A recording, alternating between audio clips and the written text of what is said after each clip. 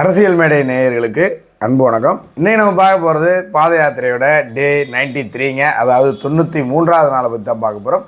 93வது நாள் எந்தெந்த தொகுதி போயிருக்காங்க அப்படின்னு பார்த்தீங்கன்னா, உத்திரமேரூர், காஞ்சிபுரம் மற்றும் பூந்தமல்லிங்க 3 தொகுதிகள் முடித்திருக்கிறார்கள்.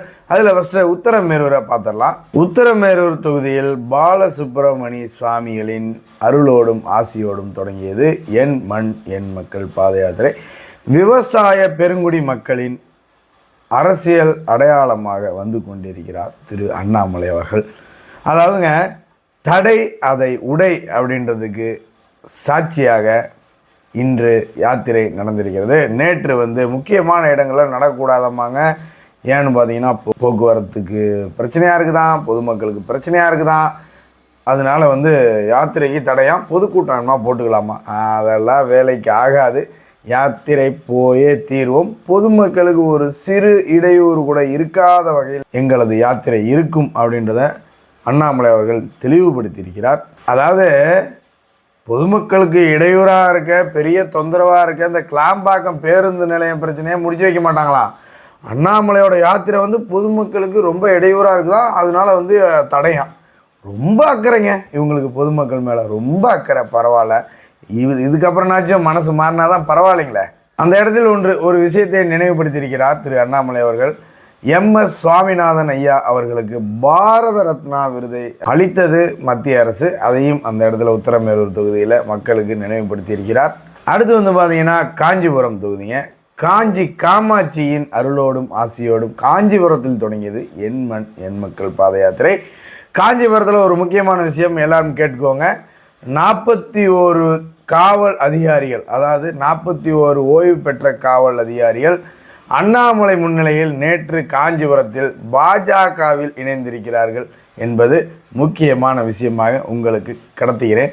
அதே காஞ்சிபுரத்தில் பார்த்தீங்கன்னா, என் முதல் வாக்கு திரு அண்ணாமலை அவர்களுக்கே என்ற வாசகம் பொருந்திய பதாகை ஏந்தியபடி யாத்திரையில் கலந்து கொண்ட பெண்கள், அதாவது ஃபஸ்ட்டு ஓட்டர்ஸ், இந்த எலெக்ஷனுக்கு தான் நான் ஃபஸ்ட்டு ஓட்டு போட போகிறேன் என் வாழ்க்கையிலேயே அப்படின்றவங்களாம் கண்டிப்பாக அண்ணாமலைக்கு தான் போடுவாங்க. அதில் மாற்றமே கிடையாது. ஏன்னா அந்தளவுக்கு ஒரு இம்பேக்டை ஏற்படுத்தியிருக்கிறார் திரு அண்ணாமலை அவர்கள். அண்ணாமலைக்கு ஓட்டு போட்டால் மக்களுக்கு லாபம், இல்லை மாற்றி தான் நான் ஓட்டு போடுவேன் அப்படின்னா அதிமுகவுக்கு லாபம். அவ்வளோதாங்க, வேறு ஒன்றுமே கிடையாது. இறுதியாக பூந்தமல்லி. இந்த பூந்தமல்லியில் தான் நேற்றே சொல்லியிருந்தார்கள், பூந்தமல்லியில் நாளைக்கு நடைபயணத்துக்கு தடை, பொதுமக்களுக்கு இடையூறாக இருக்கும், போக்குவரத்துக்கு இடையூறாக இருக்கும், அதனால் தடைங்க.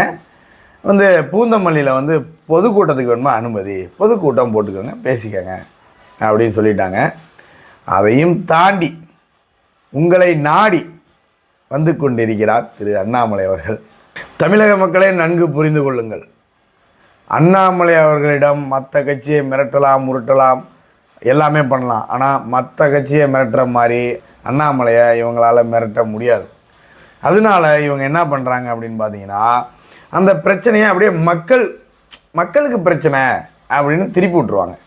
திருப்பி விட்டு எப்படியாவது இந்த யாத்திரையை ஸ்டாப் பண்ணிடலாம். ஏன்னா 234 தொகுதியும் யாத்திரை போயிட்டாருன்னா அது சாதனை ஆயிரும் இந்த தமிழ்நாட்டில், தமிழக அரசியல் வரலாற்றில். அதனால எப்படியாவது ஏதாவது ஒன்று பண்ணி இவங்களை யாத்திரையை நிறுத்திடணும் அப்படின்னு இவங்க ட்ரை பண்ணுறாங்க.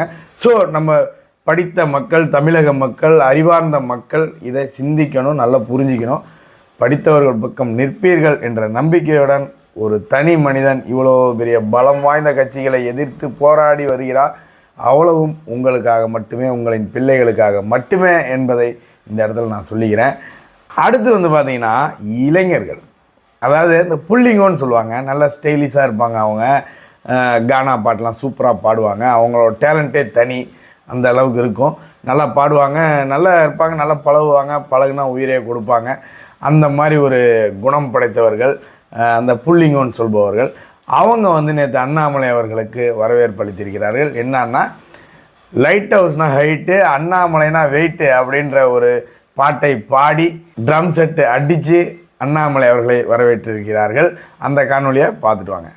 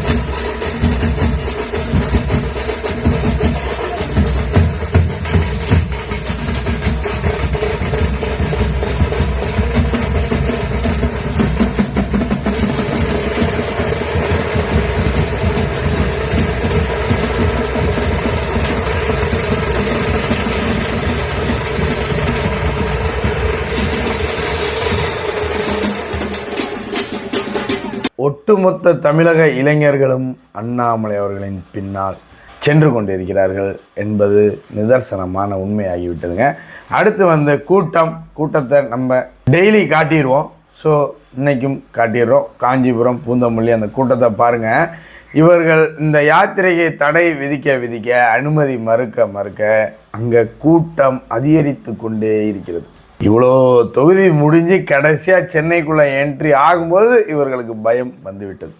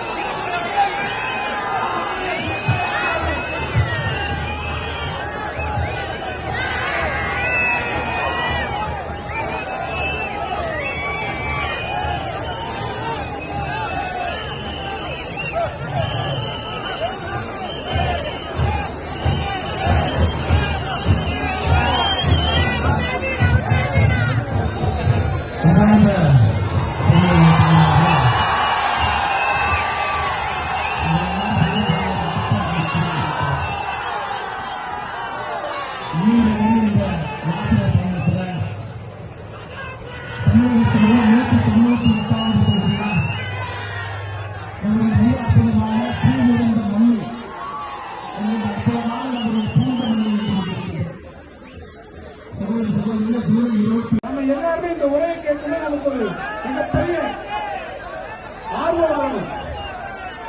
இது பெரியார் மண் இல்ல, அண்ணா மண் இல்ல, ஆன்மீக மண் அப்படின்ற நமக்கு எல்லாருக்கும் இந்த உணர்வு வரணும். ஆகையால நாம் என்ன எதிர்பார்த்திருக்கோம் நினைக்கிற நமது தலைவர் இதை வந்துவிட்டார், நமது அருகாமையில் வந்துவிட்டார். நீங்கள் எல்லாருமே இந்த பகுதியில் இருக்கிறவங்க எல்லாருமே நம்ம முன்னாடி வந்துடுவோம். நம்ம ரெண்டு சைடுமே இந்த பகுதியில் இருக்கக்கூடிய அருமை சொந்தங்கள், சகோதரிகள், சகோதரர்கள் எல்லாருமே முன்னாடி வந்துடும். நம்ம தலைவர் இப்படி பார்த்துதான் பேச போறாங்க. அதனால நாம எல்லாருமே முன்னாடி வந்துடுவோம். எல்லாருமே முன்னாடி அனுப்பி அந்த பக்கம் இருக்கக்கூடிய நம்ம பொறுப்பாளர்கள் எல்லாருமே எங்களை முன்னாடி அனுப்பிச்சுங்க. எல்லாருமே முன்னாடி அனுப்புங்க. நாம எதிர்பார்த்து கொண்டிருக்கக்கூடிய அருமை தலைவர் உங்கள் மத்தியில் உரையாற்ற வந்து கொண்டிருக்கிறார். ஆகையால நாம எல்லாருமே இந்த வண்டிக்கு முன்னாடி வந்துடுவோம். அந்த வெடியை நிப்பாட்டிக்குங்க. அந்த வெடி போதுங்க. அங்க யார் வெடி வச்சிருக்காங்க அவங்க போன் பண்ணி சொல்லிடுங்க. அந்த வெடி போதும் அப்படின்னு சொல்லிடுங்க.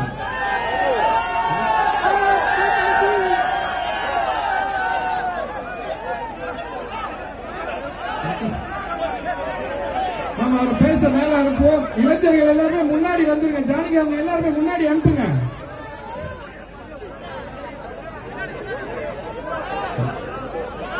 அடுத்து பாத்தீங்கன்னா பொதுக்கூட்டத்தில் திரு அண்ணாமலை அவர்கள் பேசுகிறார். அதாவது உத்திரமேரூரில் சென்னை மக்களுக்கு எனது அன்பான வேண்டுகோள் என்று ஒரு வேண்டுகோளை வைத்திருக்கிறார் திரு அண்ணாமலை அவர்கள். அதை என்ன சொல்கிறார் நல்லா புரிஞ்சுக்கங்க. நீங்கள் உங்கள் குழந்தைகளுடன் உங்கள் குடும்பத்துடன் சுற்றுலா வர வேண்டும், சுற்றுலா செல்ல வேண்டும் என்று நினைத்தால் உத்திரமேரூர் வாருங்கள். உத்திரமேரூரில் என்ன இருக்குன்னு பார்த்தீங்கன்னா 1000 வருடம் பழமையான கோவில்கள் இருக்கிறது, கல்வெட்டுகள் இருக்கிறது. அதை குடும்பத்தோடு வாங்க, பார்த்துட்டு போங்க.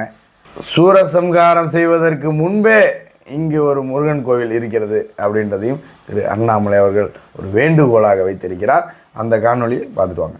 சென்னை மக்களுக்கு ஒரு அன்பான வேண்டுகோள்.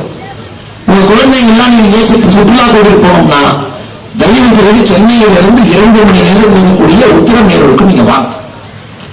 இங்க கூட்டிட்டு வாங்க. 3 கோயில் இங்க இருக்கு. 3 கோயிலுமே 1000 ஆண்டுகளுக்கு மேல பழமையான கோயிலுங்க. முருகபெருமானுடைய கோயில் இங்க இருக்கு. பாலசுப்பிரமணியர் கோயில்.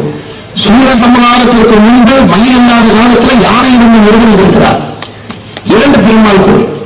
உன் குழந்தைகளை 2 மணி நேரத்தில் கூட்டிட்டு வந்தா எத்தனை கடை வச்சிருக்காங்க நம்ம சகோதரர். இந்த கடைக்கெல்லாம் ஒரு வியாபாரமா? எங்கெங்கயோ போய் டூரிசம் போய் இந்த வேர்ல்டு, ஸ்னோ வேர்ல்டு, அந்த வேர்ல்டு, ஏதோ மாலுன்னு போய் எங்கெங்கயோ போய் சுத்திட்டு இருக்கோம். குழந்தைகளை கூட்டிட்டு வந்தா சின்ன சின்ன கடைகள், கிராமம் மாதிரி எவ்வளவு அன்பா மக்கள் இருக்கிறான். ஒரு கடை கொண்டு போய் ஜூஸ் வாங்கி கொடுக்கலாம். இந்த குழந்தைக்கு தெரியும். அடிப்படையிலே நம்முடைய சகோதரர்களை பார்ப்பாங்க. சென்னை வாசிகள், சென்னைக்கு பக்கத்துல ஒரு நல்ல ஊரு நீங்க சுற்றுலா வர வேண்டும் என்றால் உத்தரவு கோயிலை கூட்டிட்டு போய் கல்வெட்டை காட்டலாம். நீங்க 3 ஆறுகள் இருக்கு, அதை காட்டலாம். விவசாயம் காட்டலாம், விவசாயம் பண்றவங்களை காட்டலாம், கரும்பு காட்டலாம், நெல்லு காட்டலாம். நகரத்தில் இருக்கக்கூடிய குழந்தைகள் எல்லாம் பார்ப்பதற்கு எவ்வளவு பெரிய வாய்ப்பு. இதையெல்லாம் அரசு இப்படிலாம் யோசிக்க மாட்டாங்க, எப்படிலாம் யோசிக்கவே மாட்டாங்க. துபாய்க்கு போயிருப்போம், ஸ்பெயினுக்கு போயிருப்போம், ஜப்பானுக்கு போயிருப்போம். முதலமைச்சரை போனா எப்படி உள்ளூர்காரங்க வருவாங்க? ஏன்னு சொல்லி காட்டுதாங்க. முதலமைச்சரே துபாய்க்கு போறேன், ஸ்பெயினுக்கு போறேன், ஜப்பானுக்கு போறேன். பக்கத்தில் இருக்கக்கூடிய உத்தரமேரூர் வந்து ஸ்பெயினுக்கு கொடுங்க விடுறானே, இல்ல துபாய்க்கு எந்த விதத்தால் குறைந்து விடுறா. அதனால் இதனாலதான் ஐயா பிரதமர் அவர்கள் மகாபலிபுரத்துக்கு போறார். நீங்க புரிந்து கொள்ள வேண்டும். எங்கெல்லாம் வாய்ப்பு கிடைக்குதோ நம்முடைய பாரத பிரதமர் அவர்கள் உள்ளூருக்கு போறார். பிரதமர் போனார் மால்டீவுக்கும் லட்சத்தீவுக்கும் பிரச்சனையை பார்த்தேன். மால்டீவ் வெளிநாட்டுக்கு பிரதமர் அவர்கள் லட்சத்தீவு நம்மோடு போயிருந்தார். போய்கொண்டதுக்கு அப்புறம் 3500% மக்கள் அதிகமா போவார். பிரதமரே போயிட்டாங்க, என்ன வந்து நாமளும் போவோம் அப்படி. அதான் சகோதரர்கள் அற்புதமான இந்த உத்தரமேருடைய பார்ப்போட நான் முடிவு செய்துவிட்டேன். தேர்தல் முடித்தவுடன் என்னுடைய குடும்பத்தை நான் அழைத்துக் கொண்டு வரப்போம். அடுத்து வந்து பார்த்தீங்கன்னா இந்த பதிவோட இறுதியாக உத்திரமேரூரில் பள்ளியின் மேற்கூரை இடிந்து பிள்ளைகளின் தலையில் விழுந்திருக்கிறது. இது போன்ற நிறைய பாவங்களை சம்பாதித்து வைத்திருக்கிறது திராவிட முன்னேற்ற கழக அரசு.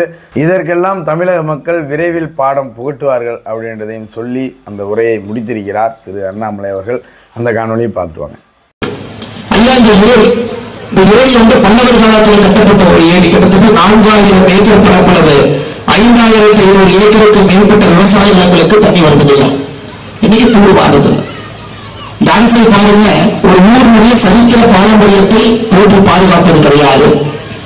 அந்த ஊருடைய விவசாயத்தை பேணி காப்பது கிடையாது. அந்த ஊர் மக்களுக்கு அடிப்படையாக செய்யக்கூடிய விஷயங்களை செய்ய மாட்டாங்க. ஆனா கேட்டா திராவிட மாடல் அரசு என்று சொல்லுவார். எதையும் செய்ய மாட்டான். ஒரு ரோடு செய்ய போட மாட்டான்.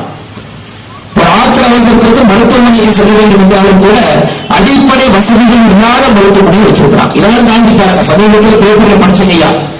2022 உத்தரமேரூருடைய அரசு பெண்கள் மேல்நிலைப் பள்ளியினுடைய மேற்கூரை இடிஞ்சு விழுந்துச்சு. நல்லவே குழந்தைங்களுடைய தலையில விழுகிறீங்க, ஒரு நல்ல விஷயம். இதுதான் திராவிட மாடல் ஒரு பேர் வச்சுட்டு இருக்கிறான். எவ்வளவு தவறுகள் உத்தரமேரூர்லயே இருக்கு பாருங்க. எந்த ஒரு ஊரிலே இவ்வளவு தவறுகளை நாம் சுட்டி காட்டிக் கொண்டிருக்கின்றோம். ஐயா இதெல்லாம் மாறும், இதெல்லாம் மாறும். சென்னையில் இருக்கக்கூடிய யாரோ ஒரு தொழில் மேயர் சமூகமாக மகேஷ் பாபு இன்னைக்கு உங்கள் உத்தரமேரூர் பக்கத்தில் இருக்கக்கூடிய பாலேஸ்வரம் கிராமத்தில் ஒரு கோயில் அமைக்கிறோம் இருக்கிறார். நம்முடைய பாரதிய ஜனதா கட்சியுடைய விவசாயிகளை இதை எதிர்த்து பிரபாகரன் அவர்கள் நம்முடைய மாவட்ட தலைவர்கள் இருக்காங்க, எதிர்த்து போராடி அதை நிறுத்தி வச்சிருக்கிறார். இன்னைக்கு சென்னைக்கு பக்கத்துல எல்லோருமே உத்தரமேரூர் பக்கத்தில் இருக்கக்கூடிய கிராமத்தின் மீது வைத்திருக்கக்கூடிய கண்ணை இங்கே கோயில் போட்டான். சென்னையில் தேவையான ஜன்னி எங்களுக்கு எடுத்துக்கலாம், நிச்சயமாக அதன் மூலமாக நாம் பணம் சம்பாதிக்கலாம் என்று பெரிய பெரிய முதலீடுகள் எல்லாம் இன்னைக்கு உத்தரமேரூரை சுத்தி வரான். இதைதான் நீங்க நெற்குன்றம் கிராமத்தில் அந்த பகுதியுடைய சொந்த எம்எல்ஏ சுந்தர் திராவிட முன்னேற்ற கழகத்துடைய மாவட்ட செயலாளர் அவர் ஒரு கல்கோரி போறோம். இன்னைக்கு வண்ணாவமானவர்கள் உத்தரமேரூர்ல இவ்வளவு சரித்திர புகழ் இருக்கக்கூடிய ஊர்ல கல்கோரி போடுவதற்காக இத்தனை பேர் பணியெடுத்து வந்து கொண்டிருக்கின்றார்கள். சகோதர சகோதரிகளை இதை எல்லாம் உடைக்க வேண்டிய நேரம் இது. ஒரு புதுவிதமான அரசியலை கொண்டு வர வேண்டிய நேரம் இது. எப்படி உங்க ஊர் கல்வெட்டுல நேர்மையான தூய்மையான அரசியல் வேண்டும் என்று குலத்தொழில் சோழன் காலத்தில் சொன்னார்களோ அதை இன்னைக்கு நரேந்திர மோடி ஐயாவுடைய ஆட்சி நடந்துட்டு இருக்கிறது. 10 ஆண்டு காலமாக நரேந்திர மோடி ஐயாவுடைய ஆட்சியை பார்த்துக் கொண்டிருக்கிறேன். அப்படிப்பட்ட நேர்மையான அரசு, உண்மையான மக்களாட்சி மோடி ஐயாவுடைய காலத்திலே. அவ்வளவுதாங்க டே 93 ஹைலைட்ஸ், 93வது நாள் ஹைலைட்ஸ். இன்று ஜேபி நட்டா அவர்கள் கலந்து கொள்ள இருக்கக்கூடிய துறைமுகம் தொகுதியின் யாத்திரை நடைபயணமும் அனுமதி மறுக்கப்பட்டிருக்கிறது. விரைவில் இதற்கெல்லாம் பதிலடி கிடைக்கும். கர்மா இஸ் பூமராங் அப்படின்றதையும் சொல்லி இத்துடன் இந்த வீடியோவை முடித்துக் கொள்கிறோம். மீண்டும் நாளை சந்திப்போம். நன்றி, வணக்கம், ஜெய்ஹிந்த்.